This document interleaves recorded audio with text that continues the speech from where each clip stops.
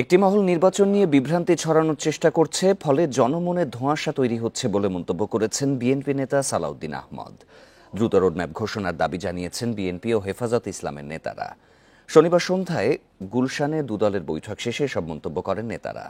আওয়ামী লীগকে নিষিদ্ধের দাবি জানায় হেফাজতে ইসলাম, আর বিএনপিও চায় আওয়ামী লীগকে গণহত্যার দায়ে বিচারের আওতায় আনা হোক। বান্ডেল থাকলে প্রতি সেনমানিতে টাকা বাঁচবে। বিকাশ সেনমানি বান্ডেল কিনে জিতুন প্রতি লেনদেনে। বিচারিক প্রক্রিয়ার মধ্য দিয়ে আওয়ামী লীগের ভাগ্য নির্ধারণ হলে জনগণ তা মেনে নেবে বলে জানায় বিএনপি নেতারা। আর অতীতের হেফাজত ইসলামের বিরুদ্ধে হয়রানিমূলক মামলা দ্রুত নিষ্পত্তির জন্য আন্তর্জাতিক অপরাধ ট্রাইব্যুনালের সংখ্যা বাড়ানোরও দাবি জানানো হয়।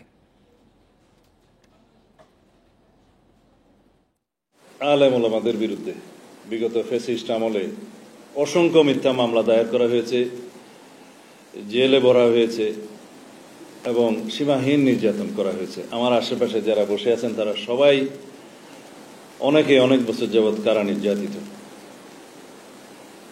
আমরা তাদের বিরুদ্ধে দায়েরকৃত সকল মিথ্যা মামলা প্রত্যাহার চাই।